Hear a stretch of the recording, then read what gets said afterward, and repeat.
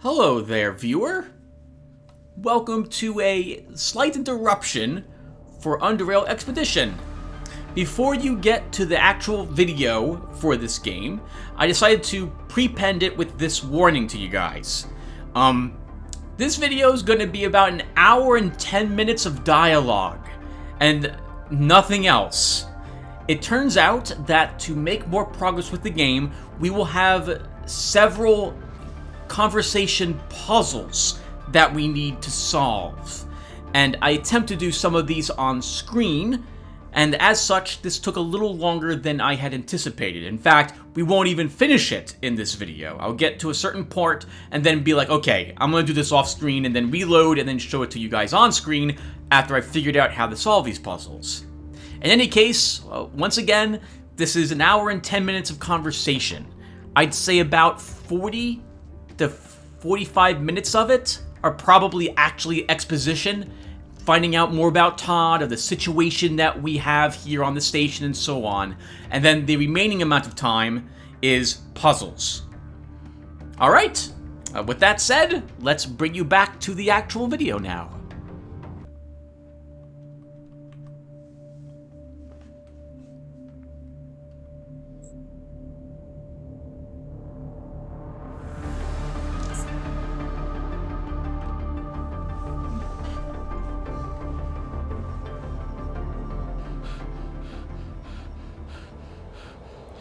Hello there, everyone. Welcome back to some more Let's Play Underrail. In the last episode, we made our way here to the Abyssal Station. And while exploring it, we found this gentleman that we see in front of us, Todd, who is suffering from some sort of multiple personality disorder. He is running around here, and we have heard him voice his mother and father as well. Tough stuff. Tough stuff. It looks like we need to do something with the doors for some sort of puzzle to make him maybe get over here to the gate control or something of the sort. So let's keep going and see what we can do in that regard. Now, if this takes longer than, let's say, well, I don't know how long it will take, but let's say it takes a little longer than I like, then we will do this off screen, and I'll come back and show you how to solve the puzzle.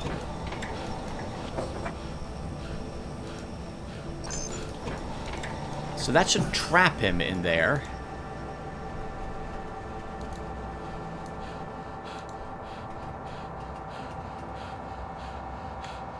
Oh! No, I see. Okay, so he'll walk back through this way. Alright. He'll walk back up here again and open this door.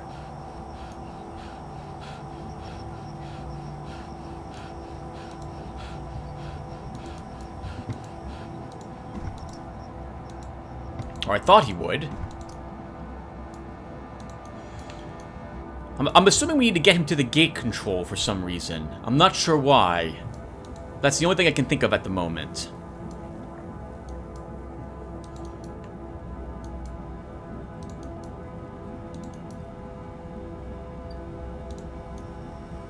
So, if I let him in this way, he will come up here.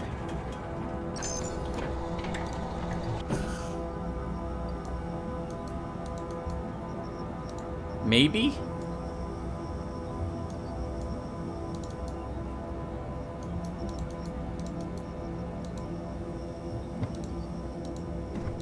He must have gone back into this room. Can we talk to him? You find him sitting on the bench, wiping his forehead with the absorbent patch on his sleeve. Then, with gleaming eyes, he opens an unlabeled institutional-sized can and begins scooping some kind of dark paste from it. Its smell is sweet and sour, and distance-keeping pungent. But he seems to be reveling in this stuff.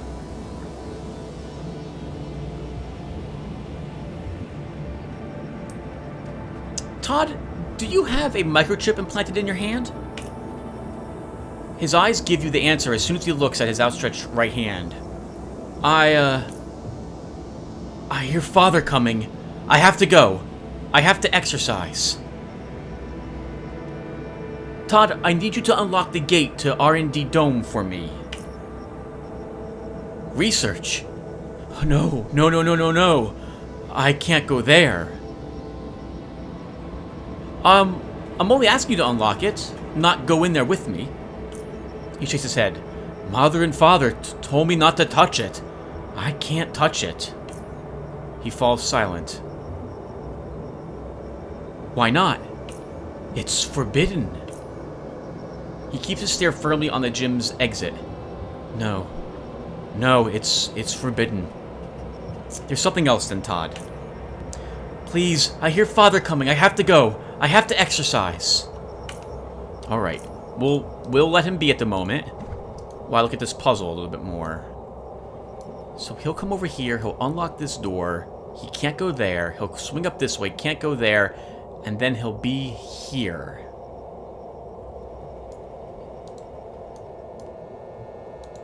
He'll be at the dome. Maybe that's what we have to do. Bring him up there.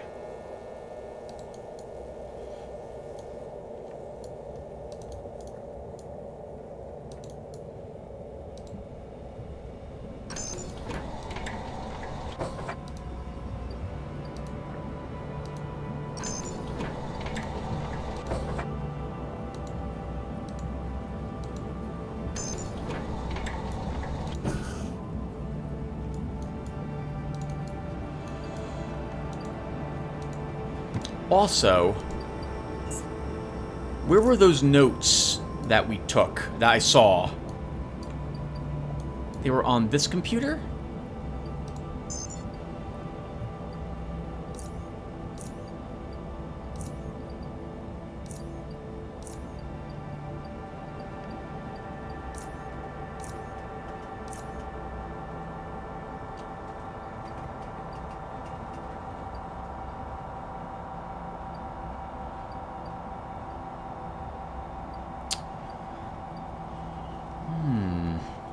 What is this? Is this a cognitive disorder? Perceptual disorder?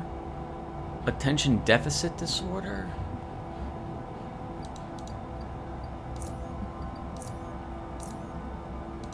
I'm not sure. He should be coming up here soon.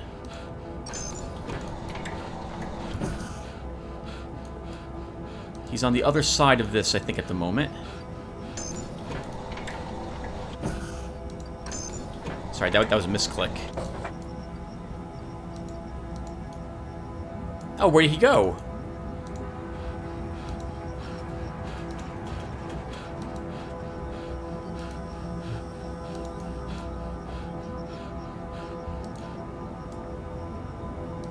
Oh, I thought for sure he'd come up here.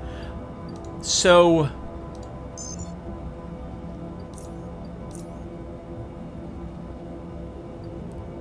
dust, nickel.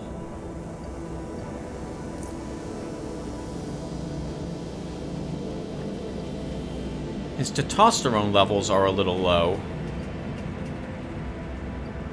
But I don't see any reason why that should matter in regards to the notes. Medication synthesis unit reminder.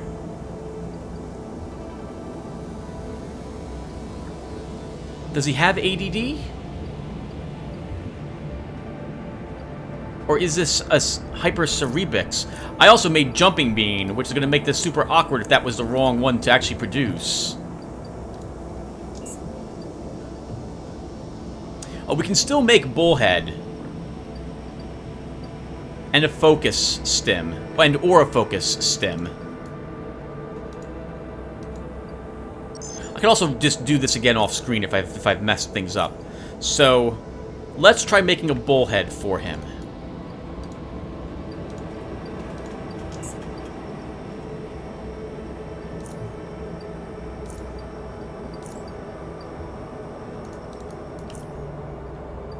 Grants stun and incapacitation immunity for 3 turns. That's a really nice pill.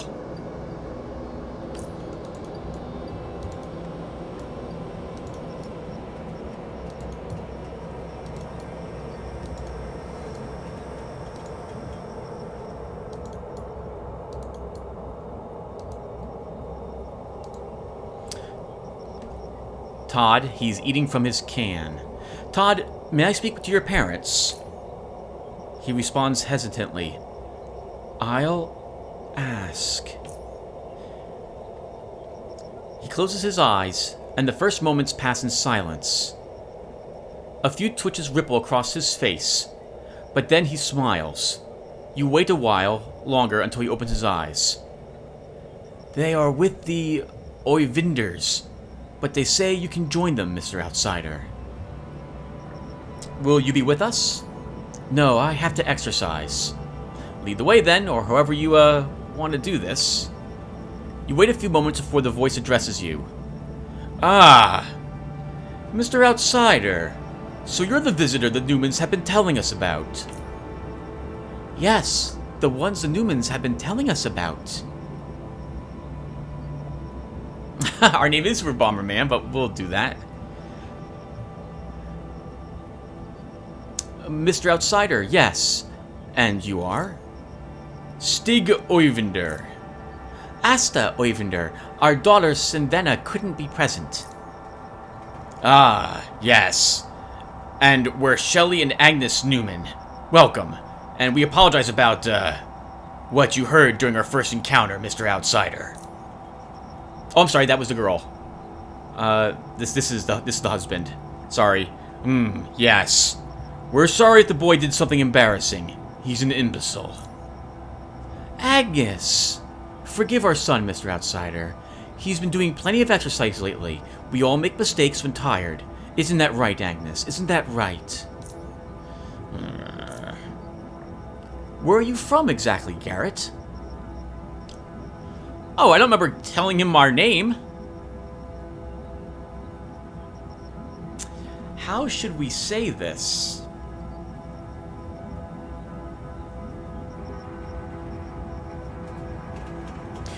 We might know enough information to pass as a member of Lemuria.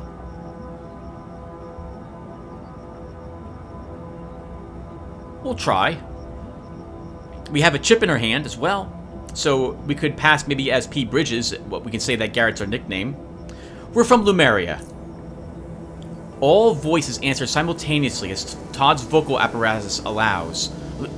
Lemuria? What? Oh, impossible. Is this some kind of sick joke? I'm sorry, a slip of... No, we'll remain silent. Well?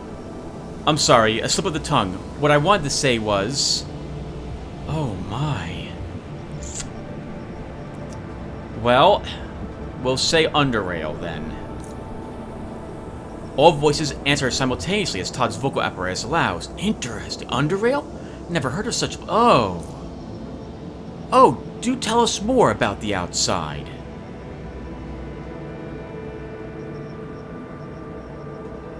Sure, but first, how much do you actually know about the outside? Underrail was mentioned, I think, in one of the notes we read. I would have thought maybe he'd have heard of it. What's there to know, Mr. Outsider? It's nothing but filthy water. Presumably, our guest is wondering if we know about what's above all that water, beyond what we can see through our windows, or have been told by our grandparents. Ah, that. Well, wait. Don't you have any pictures or any kind of data from the past? Not as much as we'd like. A long time ago, there was a great energy emission that wiped out almost all data from the central database. Documents, pictures, video files. Barely anything survived. Barely. So we rely on a few bits that survived the Great War. The aforementioned emission, the disunion, and everything up until now. We rely on those and artistic renditions of what things might be like outside. How do you imagine the outside, then? I like to think all this water is in a large room. Room so large you could spread your arms and run around and not bump into anything. And there is a tower in the middle. A tower with a blue light at the top. I saw that in a painting. Well, maybe Biocorp destroyed it, but then again, maybe they didn't. Biocorp destroys everything. Oh, they're talking about that special beacon that we didn't go to yet.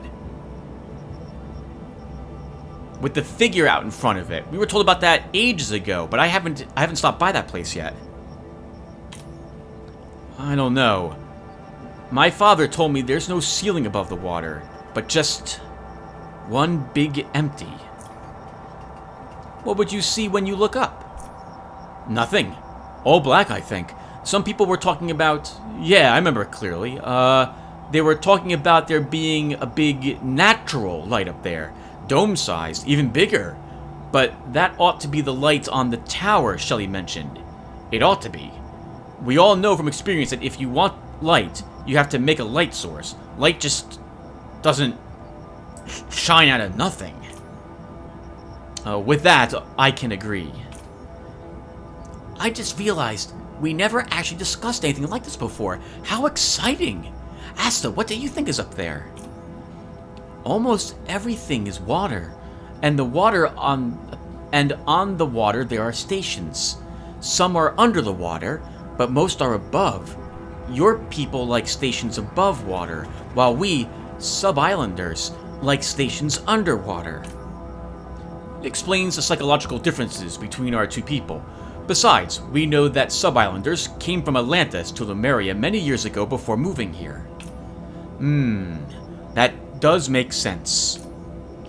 As for the question of how do we imagine the world above, there is some land there, we know that. Islands. These bits of land are called islands. There are stations there too. In general, people live in stations. It's warm, safe from whatever creatures live outside. It has to be cold outside. I can't imagine the size of years it would take to warm up that kind of space. And it's probably unsanitary. Yeah. She shivers. I never let Todd touch anything unclean. He catches all sorts of things, but he is a good boy, and he listens when I tell him to wash his hands or take a bath. You're overreacting, Shelley. It's his immunity. Do you want him to get ill, Agnes? Do you? Baritone interrupting the arguing pair. Mr. Outsider, how about you tell us what it's really like outside? Oh yes, please. I want to ask you something first before I forget. Oh, certainly, Mr. Outsider.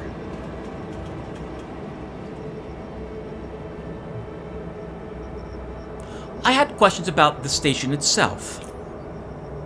Anything specific in mind? Would you like to know about the other domes? Yes, what other domes are there? Well, there is the docking by the cafeteria, which is where you came from, I suspect. Then there are manufacturing, Residential 1, this one, Residential 2, food processing, aquaponics, power, and finally, research and development. Yes, research and development. Tell me about where you are living, here in Residential Dome 1. Why, you're in it right now. This is where we live, all of us. The Ovenders have their own room, Agnes and I our own, and Todd and Senya have their own. We spend nearly all of our time here. I work at the doctor's office, Mr. Newman has his workshop, and my wife works here as well. I work here as well. I spend half my time at the food processing dome, but the rest I spend here. There's not much to do elsewhere. Most of the fighting took place here, during the disunion, you know. The cafeteria was where... Oh, I can't. Please forgive me, I don't know why I even started. My shop. The disunion must have been the Civil War that occurred. I wonder why it happened. Tell me about the Residential Dome 2. It is a dome east of here, similar to this one. It leads to food processing and aquaponics. It was slowly abandoned following the disunion, as there weren't many people left at the station. All that free space. But after the boy messed up at aquaponics, we don't let him go there anymore. Agnes! It was difficult to maintain, and the walls have corroded, and the smell, and the filth. We only use the main hallway anyway. She shrugs. I'd never live there, never, ever. And that incident Could have happened to anyone. Like that fire in manufacturing. It was an accident. Uh-oh. Damn it, woman, have you forgotten? The fire was started by a maniac who wanted to kill himself. Damned he be to the bottom of the abyss. He killed my father. Agnes, Shelley, please calm down. Yes, Agnes, control yourself. We have a guest. Tell me more about the aquaponics dome. Well, food processing and aquaponics are two sections of a single dome, yes. Think of it that way. It's where I work. The aquaponics is a wonderful, self-contained, automated system which unifies breeding aquatic life with growing plants, all for our nourishment. And all of this is processed at the other part of the dome, and that is my job. I make sure that what we're eating is up to the highest standards. And the boy sent it all to the depths. Single-handedly. Base. He didn't send anything to the depths. I asked him to keep an eye out for the leak while you were busy repairing the door to our room. You remember, don't you? And he flooded the whole damn dome. The pipe burst. Why must you be so difficult, woman? The boy was tampering with the pressure controls on your console to fix the leak. Then he started turning the valves to fix what he fixed. An uncoordinated idiot. Then he super taped what he fixed by playing with the valves. Then it all went to the depths. You remember that, Shelley, don't you? Agnes! My son is not a lunatic roaming around the station sabotaging everything.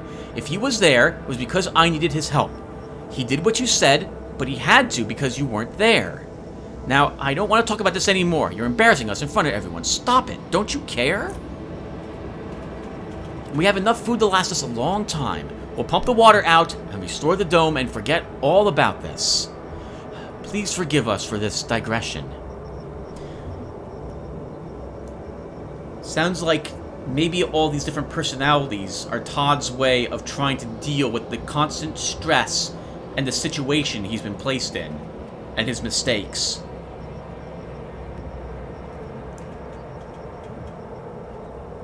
Tell me about the power dome. That would be the southern exit, but it's sealed. Our power generators are there. There's no way to repair them if they malfunction. No more spare parts. And the last one who knew how to service them was Shelley's old man. But they do work well still. That's why we don't want the boy going there. The substantion units allow us to monitor and control the power levels, but the hydrothermal generators themselves are made to last. What happened in research and development? That would be the western exit, but it's locked. It is locked. No one goes there, and no one should go to that dome. Curse it to depths.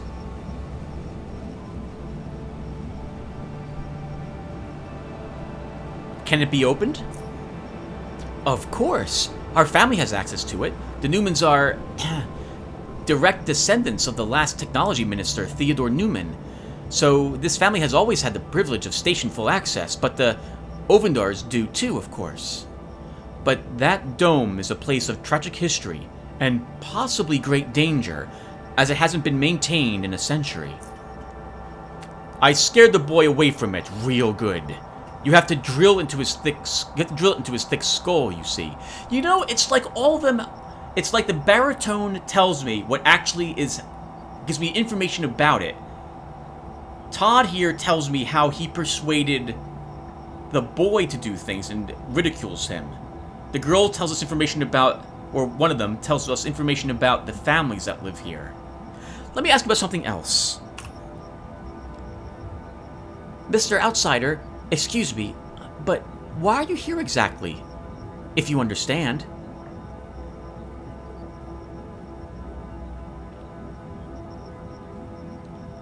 I'm looking for something called the Acorn, spelled A-C-O-N-R. Do you know anything about it? Acorn. No. What is it?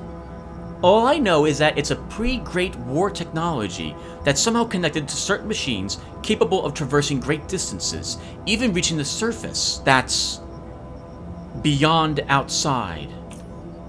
The surface. High technology? Agnes? Do you know anything about this? I don't know anything about it, child. By the depths. If it's important, and it's here, then it has to be at the Research and Development Dome. But... oh, sorry. That's where all important technology was brought during the Great War. My ancestors were researchers in the dome, but I've never been told anything about this eggcorn. It could have been taken during the disunion. It is possible, or it might just have been forgotten. And what do you intend to do if you find this acorn? Are you just going to leave and that's it? Are more outsiders going to come here? Oh, I'd have to clean up the dome. What about us?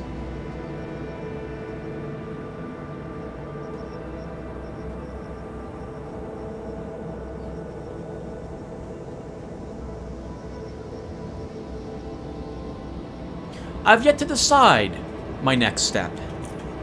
Mr. Outsider, we cannot leave this station. It's difficult to explain. Too late. But our children, you see, Todd and Senya, problems here, I mean, it's a different world.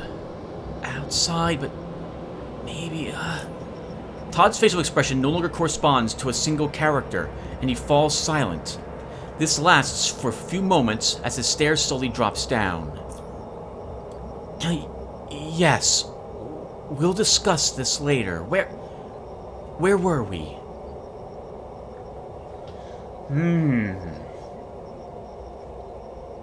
What do we do with Todd?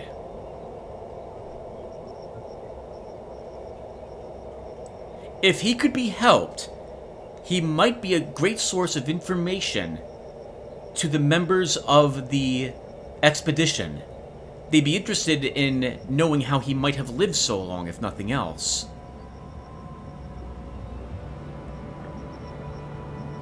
I mention this because normally I would want to leave him here. He seems like he's perfectly content. It doesn't sound like he's any immediate danger. Nothing else is able to get down here, although he may end up destroying the station himself by the sounds of it. I do not know if our submarine can carry 2 people back up. Maybe it can.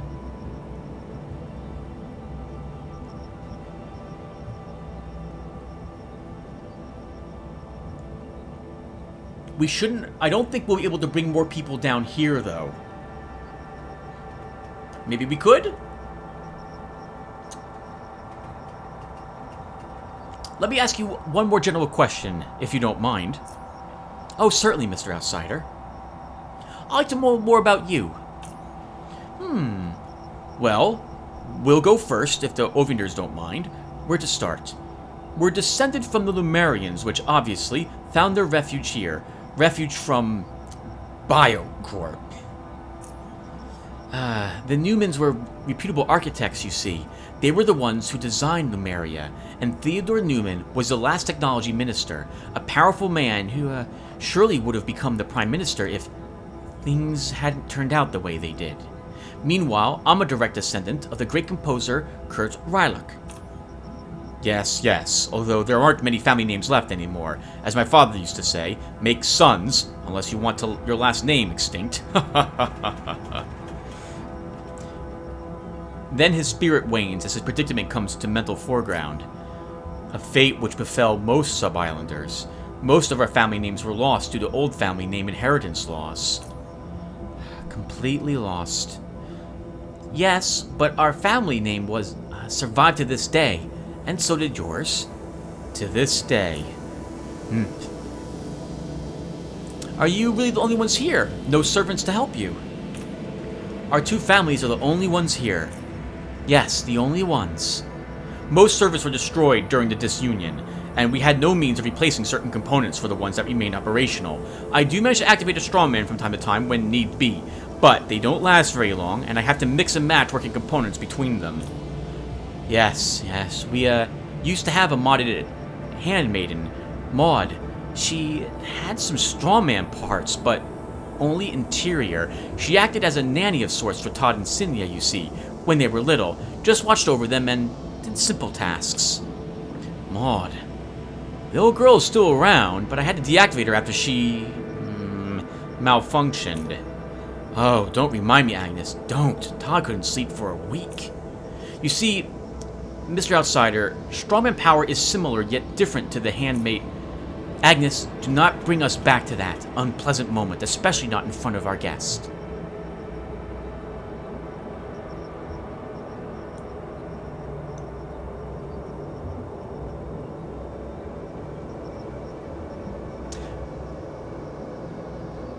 Let's talk about the outside. Yes, where were we? Up there. They silently wait for your response.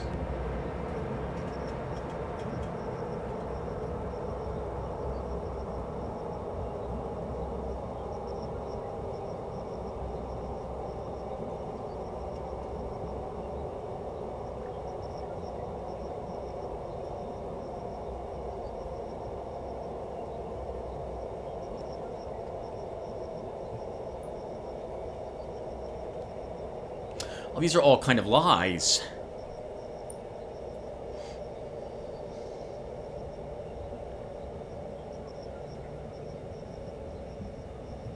Hold on, everyone. Sorry about this. So let's read them out. Let's read them out loud. All of them. We can say there was no land out. Well, I don't need to read them. You guys can read them yourself. So which one do I want to tell him?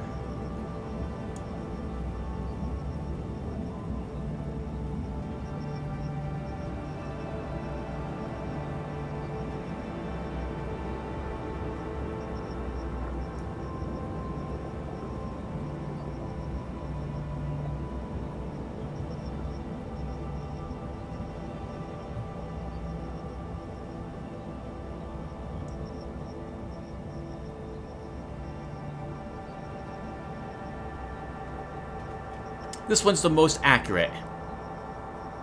There is a large doming cavern above the sea, but there is also plenty of land. The land is populated by various groups of people, fighting each other all the time. Soldiers, pirates, savages. Savages, fast. Oh my. They stare at each other in silence, processing what you described to them until one of them speaks. By the depths, that's unimaginable. Life is so dangerous outside. I can't imagine how unclean it must be. The overlords remain silent, looking at each other from time to time. Oh, I'd like to see the outside. But then she looks around. But it's safer here, much safer and cleaner. Now everyone is silent, lost in their imagination. Tell me about the disunion. First, you need to know about the Sub-Islanders. Tell me about them. We are. That would be us, the Ovenders. We are the last of our people in Lotaeri. Me, my wife, and our daughter, Sevneva. Senya, sweet child, our daughter-in-law. Bass, appearing as though he wants to say something else, but changes his mind instead. The Sub-Islanders came to Lotaeri way before the Great War, and we've been together since.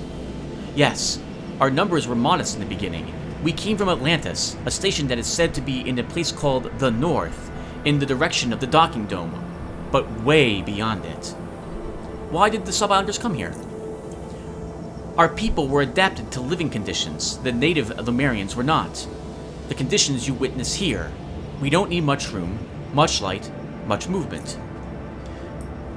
This station was built with us in mind. It is much like Atlantis, the senior Sub-Islanders used to say. Sub-Islanders were perfect for working here and helping the Lotaerian community. We performed mining duties, technology research, and along the way, maintained our culture. What survived the integration, that is. We did live separately from the native Lotaerians until the Great War, though. Then, many years later, disunion happened. We greatly admire the Sub-Islanders. Language, yes. Isn't that so, Angus? Oh, and I have to add that I've always envied Asta for her beautiful name. It sounds so open and bright. It's the two A's, one at the beginning and the other at the end. Seneva sounds gorgeous as well. Thank you, Shelley. Everyone falls silent as discomfort in the air turns thick. Well, Tell me about what happened. It's a separation of our two peoples. Unfortunately, a violent one. After the Great War, most prominent native Lemurians arrived to Abyssal Station. Most ministers, their families, and everyone else who had been selected. All was well at the start. Biocorp never found this location, and the natives integrated into sub-islander population as well. Sub-islander population. There was no segregation, and the two peoples lived together room to room. There was one place where the natives didn't fit in. The Research and Development Dome had two sections, General Laboratory Section and Special Laboratory Section. The Special Laboratories performed highly advanced and specialized research, and was comprised of respected Atlantean researchers who preferred working their own way and didn't like the outsiders. Some of these were my great-grandparents, and everything I'm telling you now was passed down through the generations. That bloody to the depth with it! Agnes, do not interject, it's bad manners. It didn't take long before arguments over the administration of the special laboratories and the direction of its research made all native scientists leave. As years went by, this spread to general laboratories as well. One can say these were the earliest signs of tensions between sub-islanders and the natives.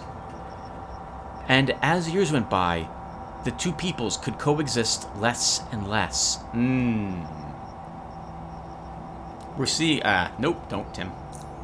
The medical problems the native Lemurians suffered from by being incapable of living in confinement of the station, the resources necessary for medication, special accommodation, and later even artificial means of reproduction, became a growing problem. The condition itself, this was seen as weakness in the eyes of the proud Atlantean sub-islanders, an obstacle to their and the station's future. Weakness. Most of these sentiments originated in the R&D Dome. There were disagreements even among the sub-islanders themselves. Some felt that the researchers took on views far too strange and in some ways unreal. Their behavior changed as well. Their families who lived in the residential domes spoke worried about their beloved ones returning after days, weeks of absence to them with obsessions regarding our ancient sub-islander culture. About going outside, the future and the past, the hatred toward the natives' sickness. That is, while they were still returning. I don't even want to imagine it. There was a moment in time when no one left the dome. All who went there stayed there. Thus, the station was in a state of fear, and security was on high alert. Then, about a century ago, it happened. The gates to R&D opened, and armed sub-islanders, disunionists, started pouring out, dressed in clothes described only as horrifying. They spoke in our old sub-islander language. My grandfather, a sub-islander historian, told me himself, and he awarded this language the epithet bastardized. The cafeteria was where the largest battle happened. These madmen want to kill everyone. Everyone. This dome, it was a massacre. The disunionists killed their own family members who refused to join them, the ones they could reach. Those who survived managed to lock themselves in and defended the second residential dome and the one beyond. Food processing and aquaponics, power dome remained sealed as well. The disunionists left for the outside through docking. They took the pre-war subspheres. They left corpses and desolation behind them. About 20 or so survivors, mostly native Lemurian, and about 3 disgruntled sub-islanders' families, which would later all merge into Oivinders. There was, of course, some unfriendliness at that time, and some regrettable things were done. But we all got along well after that, yes, yes. It's horrible, isn't it? Us. We were all born way after all that. And we have nothing against sub-islanders. But our grandparents, they lived through it. They remembered it. There were beatings, murder, suicides. Agnes, please, let's not go into the details. It's all in the past, please. But it's the damn truth. The disunionists destroyed the things we needed to stay. Agnes, enough, enough, enough! We better end it here. It's a difficult subject for all. Yes, yes. If you weren't our guest, yes. How about we speak about something more jolly, yes? What do you all say?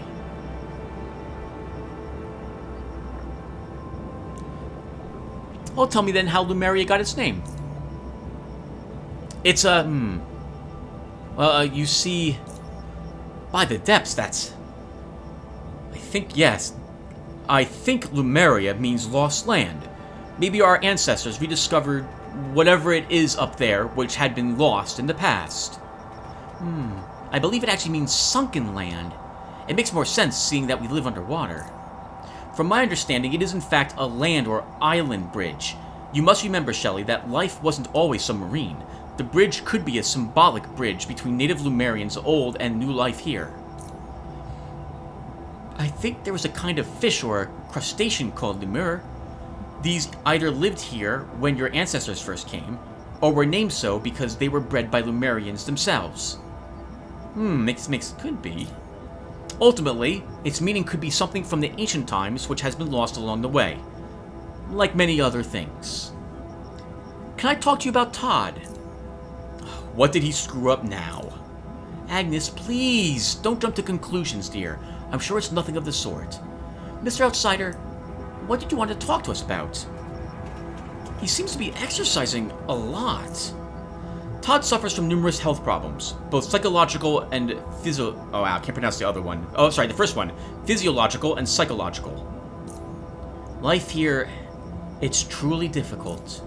Yes, but worst of all, Todd has fertility problems.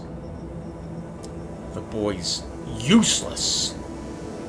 There is still hope for him and Sega to have a child, but it all depends on him. I've treated Todd for years. There's only so much I can do.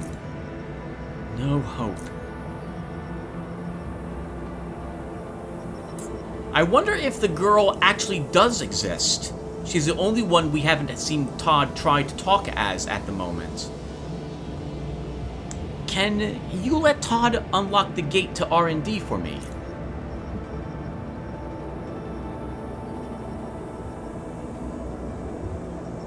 Oh, this is weird. They're all talking at the same time? If the boy unlocks it now, what's next?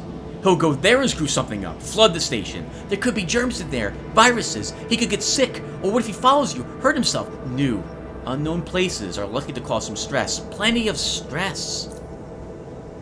What you see in Todd's face seems to represent everyone looking at each other. Their verdict, a silent yet resounding no. Shelley. Yes, Mr. Outsider?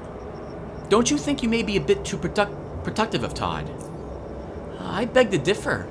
I'm as protective as a mother should be. It's my duty. Todd is a perfectly capable young man, but there will always be things where mother knows best. And mistakes happen. Mistakes happen. Like in aquaponics. There are many ways he could hurt himself, and he needs to eat well. And why should he worry about it if his mother has a elementary technician? Oh, his mother is an elementary technician. It's my experience. I can prepare everything for him, and no matter how old he is, he's, to me, still that little boy from our family portrait. I've seen your family portrait. It's real nice. The best one we ever did, and last. I think the Oivenders in our family portraits are the only two left on display. There was still a lot of people here, you know, back when we were young, but over the years, one by one, they passed away.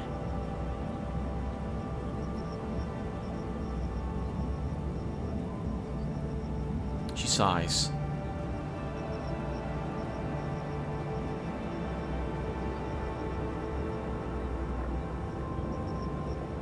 This station has a sad past indeed. The station has been through a lot. The Great War, disillusion, health issues, death. This union doesn't seem to have gotten in the way of good relations between you and the Sub-Islanders, though. Not you, at least.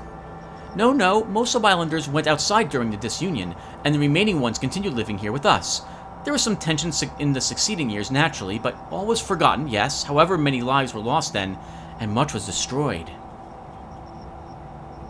But the sub-islanders that remained here. A few families remained and merged into Oivenders. Oivenders. They're our only friends here, and obviously in-laws. Nothing but the best about them, especially the sweet, sweet Sinya. I've yet to meet her. Todd and Sinya always seemed like they were made for each other. They were so different yet so alike. They had no one else but each other, sure, but they were a perfect match. I still remember their wedding like it was yesterday. Sad we couldn't do a proper photographing session. We had to use the surveillance camera. Oh, really? Okay.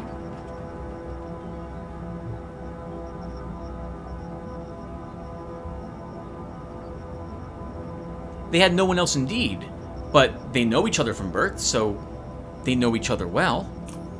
Oivenders, there were only friends here, and obviously in-laws. Nothing. Oh, okay, we're back to here again.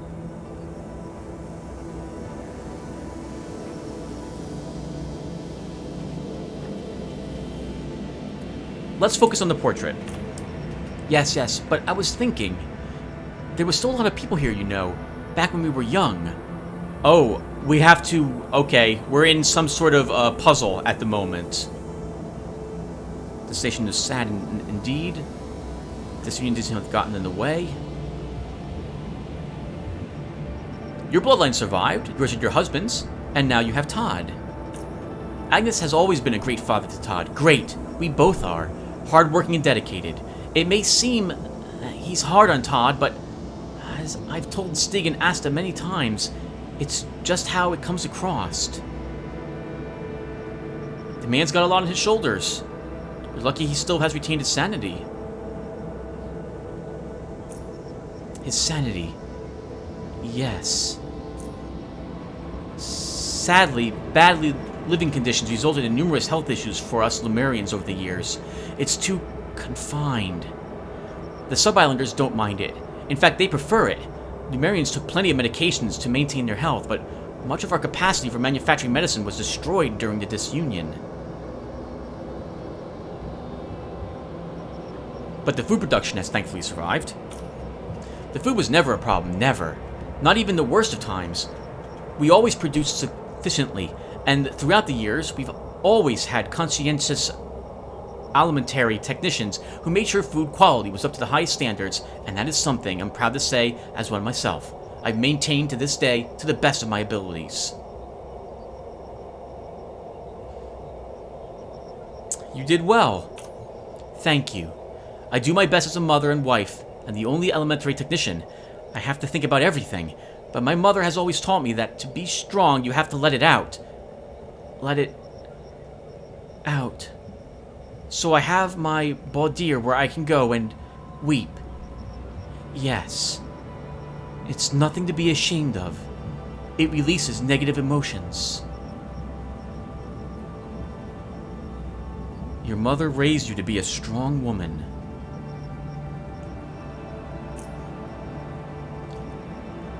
Ilza, my mother, passed away just a few months prior to when it was taken.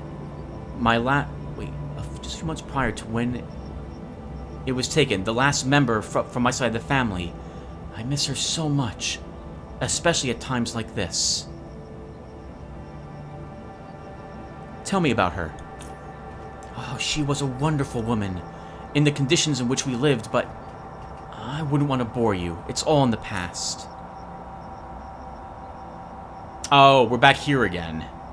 Okay, hold on. So, sad past. Disunion. Bloodline survived. Retaining his sanity. Food production survived. You did well. Your mother. How old was she? 58. Sadly, bad living conditions resulted in numerous health issues for us Lemurians over the years. It's too confined. The sub-islanders don't mind it. In fact, they prefer it. Oh wait, we already read this. Oh, okay, she answered the question, but then went back to this again.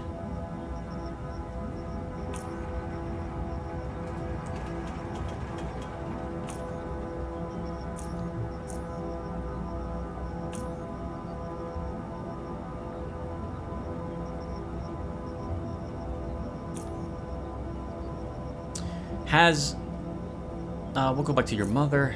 I'm sorry for your loss. Thank you, thank you. It all happened a long time ago. Oh, so that's a complete dead end, that entire realm of questioning.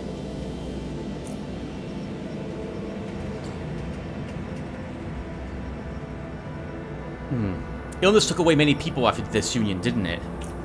Sadly, bad living conditions resulted in numerous health issues for us Lotaerians over the years. And we're back to this again.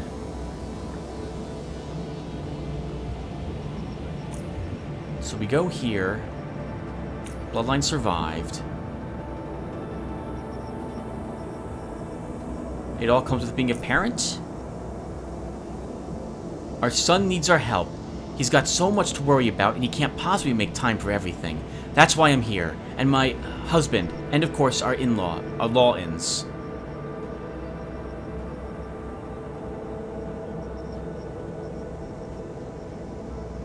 You make sure he stays in a good environment, yes? Todd spends most of his time in this dome. It's the safest and cleanest. As important as health as at any time. Naturally, it's even more important when he has these problems. With fertility? Oh, we can actually ask about number 4 as well. I'm sure Sinya is very supportive of him. Todd and Senya always seemed like they were made... Oh, we're back here again.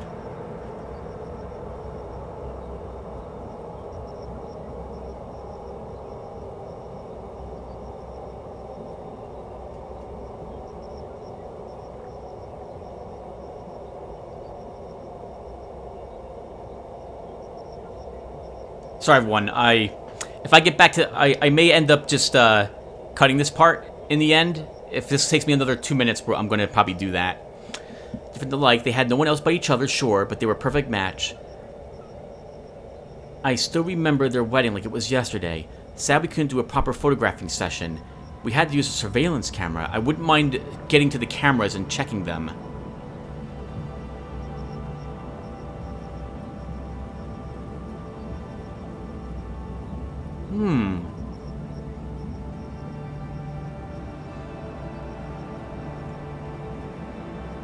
I'm sure they are, but Todd, unfortunately... Todd's problems...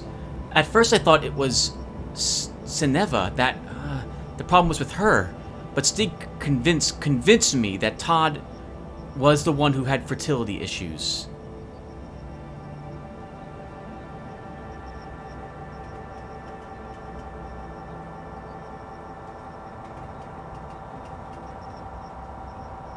So you keep him here doing exercises.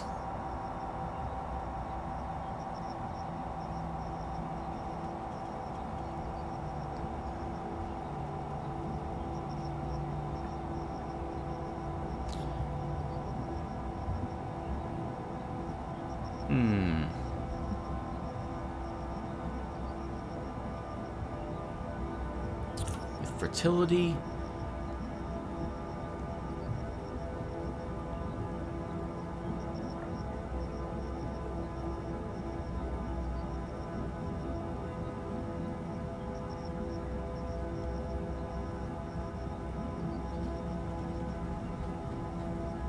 But isn't it, even without an expert's opinion, more likely that Todd is the one with the problem? Looking back at the health of Lotaerians. Well, it's... yes, you're right. Ah! Alright, everyone, I'll be back when I have done this. Okay, everyone, bear with me here as I take some more notes about how this is working, and I think I've figured this out. Unfortunately, I'm gonna do this off screen for the most part because it will be boring. It will be long. It won't be boring. I'm sorry. Well, it will be. It will be because I need to learn how the This is a maze. We are in a maze which doubles back on itself often. If you choose the wrong answer, you will be set back to an earlier choice path. And if you choose the wrong answer there, you'll be set back to a different answer, and so on and so forth. The trick is to recognize how you can proceed onward through these choices, and then answer it appropriately to keep making more progress through the maze by keeping down the one path to direct her to where we need to end up. Basically, as long as you recognize that certain answers existed earlier and will just bring you back to those earlier points, as it were, then you can skip some of these choices. Like, tell me about your mother. That will send me back. How many choices will that be? That will send me back two choices. That will send me back 2 choices, and I'll have to answer to those 2 questions again to get back to this part. They didn't find this place. This really was the safest place in Lotaeri. I haven't seen that one answered. And number 3 as well. Number 1, I've seen that before, and that's going to be bad. That will bring us back to... Where would that bring us back to? The very beginning. So we need to avoid... This station has had a sad past indeed. Is that what it says? Yep. So as I'm talking, I'm looking over at a Word document I've been typing on as I try to feel out how the path of this puzzle works. I could just look it up online, but I like solving these if I can do it myself. Let's go with number 3, because this gives us a way to direct her toward answering the question about the portrait. So, I was able to ask about the Great War. What did I say? I said, yes, it all started with the Great War. And now, this is her reaction, the Great War. If it weren't for it, we'd all be running across these wonderful reed meadows my mother always talked about. Biocorp. They destroyed everything. So, we could talk about number 4 or 3. Both of those sound like good answers. We'll try number 3. Speaking of which, that majestic reed field you chose in your picture's background looks great. Ah, thank you. I chose that one. The last time, I just picked something dull, static, minimalistic, uninteresting. Well, I wanted something visually stunning that captured the better prosperous times of our history. The Oivenders did the same thing with their portrait, only their sub-islander culture is different. Ah, that was the wrong answer. Okay, so that did not lead me to where I want to. Well, I guess you can see me as I go through these really quick. Hold on. So that's the wrong answer. So this one's the wrong answer. Where did that bring me in this? This brought me back to Savinia. Oof, that was near the... That's quite some distance from where we currently are. Okay, so that brings us back to that symbol, Tim. So let's mark that. Color it in red, so I know not to choose that the next time I get here.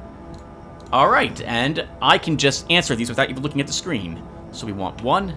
Oops, no, don't type it, Tim. Answer it on the video game. Alright, so I want 1, 2, 2, 2,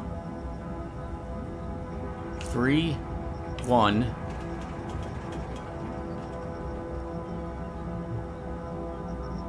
Oh, nope, I was looking at the wrong things. Crap! Our son needs our help, he's much to worry about, so we want... Which one of these do I want? 1 second.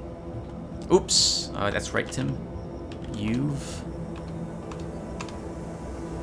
a lot of things on your mind. Yep, I want that one, number 2. I do my best as a mother, so we want... Oh, I can ask about the portrait again here, and it seems to have worked well for you. You look stunning in that portrait, if I may say so. Thank you. But we all look well, don't we? My husband doesn't like taking pictures, though, but he does his best. Agnes has always been a great father to Todd. Great. We both are. Hardworking and dedicated. It may seem like he's hard on Todd, but as I've told Stygian many times, it's just how it comes across. With being a parent, Our son needs our help. He's got so much to worry about, he can't possibly make time for everything. That's why I'm here, and my husband, of course, and our in-laws. Yet on that portrait, his only worry seems to have been trying to put on his best smile for the camera. Ha ha ha! Yes, I love that. He was so charming. Were that reed metal real? Although, I don't know if I'd let him be in a suit out there, or... Todd spends most of his time in this dome. It's the safest and cleanest. Oh, maybe we have to get to a certain part, and then we get to ask about the painting in each single part.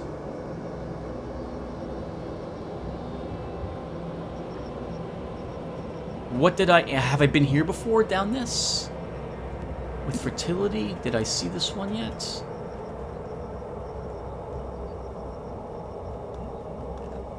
No.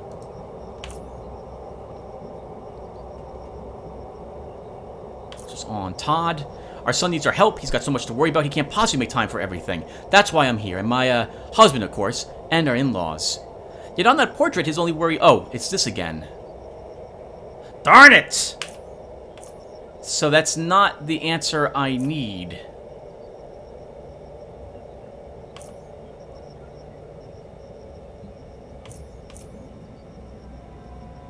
Oh, we have another portrait answer. The Oivenders, they are only friends here, and obviously in-laws. Nothing but the best about them, especially the sweet, sweet Sinya. Sinya looked wonderful in their portrait, though. I'm sure she has grown up to a beautiful woman. Todd is one lucky guy. Yes, the two of them. Just after that portrait had been taken, yes, they disappeared, both of them. We couldn't find them at all. I was mortified. Mortified! We searched the entire station, and then Agus heard them giggling in some utility space behind one of the wall panels. They were happy. I don't think I ever saw him happier. So the happiest he's ever been was when he ran away to a dark, dirty wall section with Sineva. Her voice drops slightly in pitch, losing some of the hoarseness along the way. Father beat me really hard when he found us. She shakes her head, recovering her previous voice. Agnes disciplined him, but as I've said, yes, Todd was happy. Oh, maybe he does need some... I only want what's best for him. We're watching his every move, when in fact maybe... yes, wonderful portrait. She falls silent. Okay. We got her to agree to maybe, or think that maybe Todd should open the door for us. Holy flipping crap. That took like 20 minutes. So let's try this with another one as quick as I can, because I actually do need to get to bed soon. So let's try this. So let's talk with Asta. I'm assuming this will all work the same here too. Alright, so I'm just going to copy and purge this document. Alright. Let's go with Asta.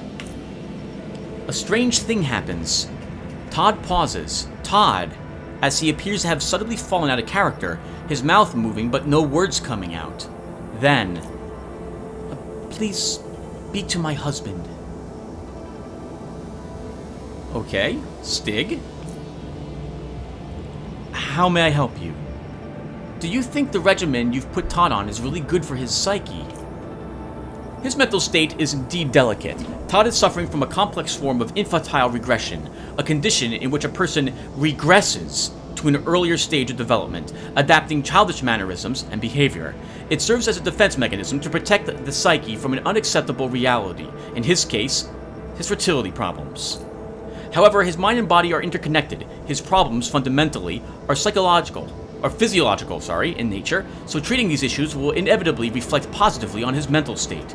There's an old Lemurian saying, a healthy mind in a healthy body. Exercise will not only help him get fit, but will also help him reduce stress, as exercise decreases tension, elevates mood, improves sleep, and self-esteem. I have years and years of Todd's test results on my computer, which have led me to these conclusions. I've seen some of Todd's medical records. He's got low testosterone levels. Could that be due to stress? Yes, among other things. Stress affects testosterone levels negatively, which then results in impotence. That is why we need to keep it at a minimum, though through exercise, while keeping him in an environment in which he can feel as safe as possible. You asked that Todd opened the R&D dome gate for you. That in and of itself will be stressful for someone in as delicate condition as he is in, as mundane in action as it may seem.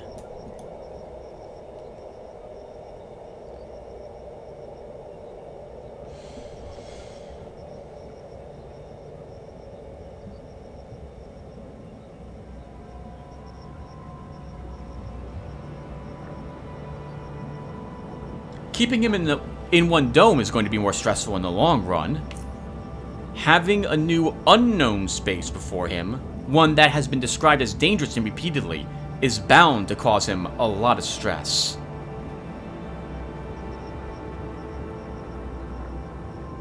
If you have a map of the dome, we'll show it to him, so we both know what's out there.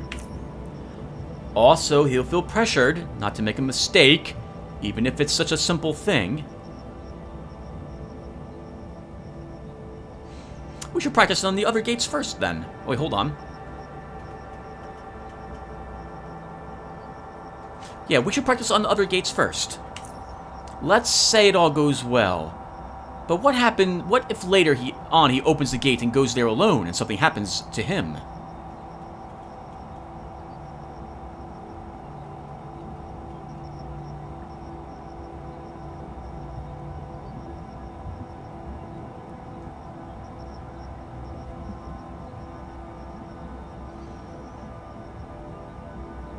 He shouldn't live in constant fear of everything.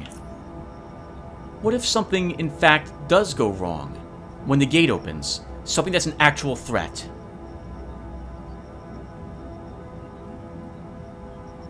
I'll take care of it if it happens. He'll see everything he can overcome. I see what you mean, outsider, but I still cannot allow Todd near the gate if that's how you intend to handle the situation.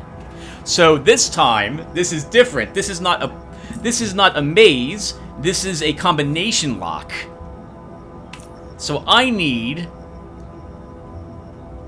to find out which of these is the correct which of these are the correct answer.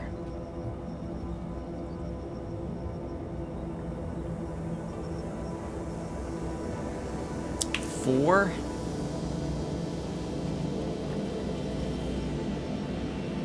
5. 3. 5.